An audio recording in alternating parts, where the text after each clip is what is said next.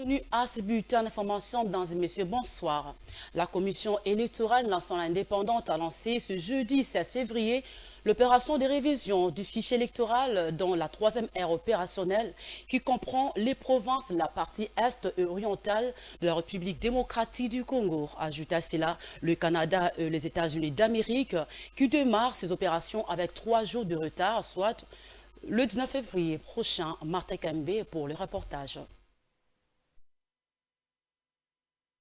La Commission électorale nationale indépendante CENI entame les opérations de révision du fichier électoral dans la troisième ère opérationnelle ce jeudi 16 février 2023 dans les 7 provinces de la partie est et orientale de la République démocratique du Congo. Par contre, le Canada et les États-Unis attendront 3 jours pour commencer la même opération. La troisième ère opérationnelle compte les provinces ci-après Bauele, Ouele, Ituri, Maniema, Nord Kivu, Chopo, ainsi que le Canada et les États-Unis d'Amérique. La CENI indique que l'enrôlement au Canada et aux États-Unis débutera avec 3 jours de retard suite à quelques problèmes d'ordre logistique et administratif. Tous les centres d'inscription non ouverts à la date du 16 février seront progressivement opérationnels au courant de la semaine du lancement. La centrale électorale appelle les Congolais remplissant les conditions requises et résidant le province et pays concernés à se faire identifier et enrôler dans le centre d'inscription le plus proche de leur résidence,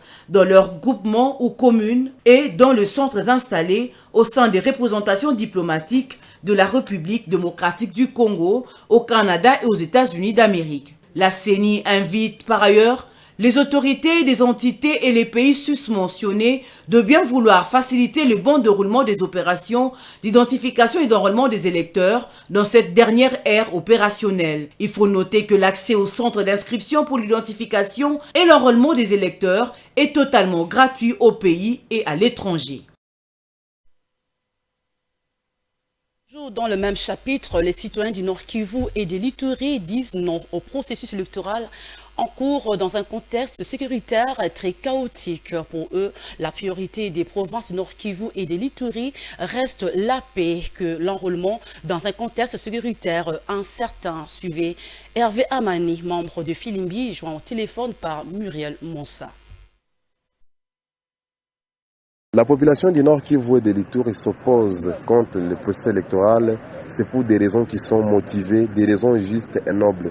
Premièrement, la question primordiale, c'est la question sécuritaire, qui est un enjeu très important aujourd'hui qui plonge le Nord Kivu et l'Ituri dans le chaos total. On ne peut pas prioriser les élections, on ne peut pas prioriser l'enrôlement aussi et oublier les gens qui souffrent dans des camps de déplacés, oubliant la population qui est dans des zones occupées par les M23. Si on priorise les élections à la place de la paix, c'est pour autant dire qu'on néglige ou bien qu'on abandonne cette population-là qui est en train de souffrir. Deuxièmement, c'est une question de consensus autour de la composition de la CENI et de la Cour constitutionnelle. Jusqu'à aujourd'hui, il n'y a pas encore eu de consensus autour de ces deux institutions qui sont censées nous organiser les élections. Donc c'est pour autant dire que le processus électoral est entaché par plusieurs imperfections et pour nous, si on cautionne cela au Nord Kivu et en Ituri, cela veut dire que nous nous enterrons nous-mêmes comme population.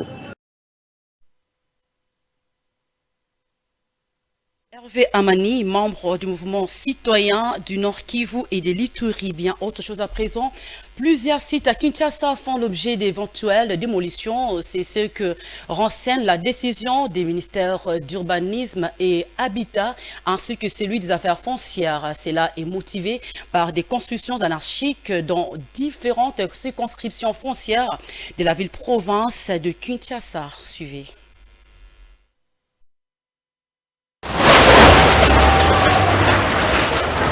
La ville-province de Kinshasa connaît plusieurs problèmes d'ordre urbanistique avec des conséquences néfastes dues à la non-application des textes de loi sur la politique d'urbanisation. Ce qui amène le ministre de l'Urbanisme et Habitat et celui des Affaires foncières à prendre des mesures pour casser tous les sites non viables sur toute l'étendue de la ville-province de Kinshasa.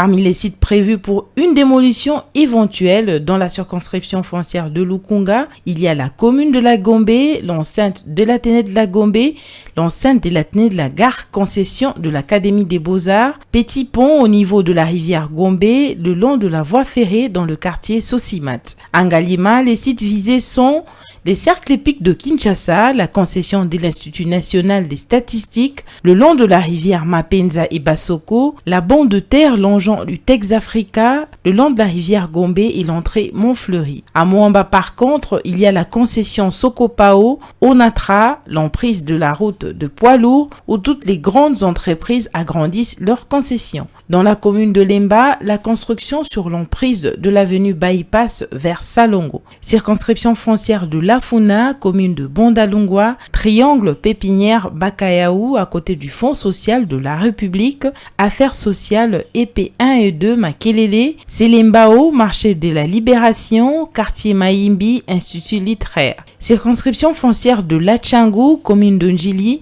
présence de la planète J, la clôture de la Régie des eaux, commune de l'Ancélé Badara, espace compris entre les camps Badara et Seta, abusivement appelé village Ebomo, convoité et vendu par les chefs coutumiers. Ceci est une façon de prévenir toute personne occupant les sites visés à prendre des dispositions utiles pour éviter de subir la rigueur de la loi. La loi est dure, mais c'est la loi.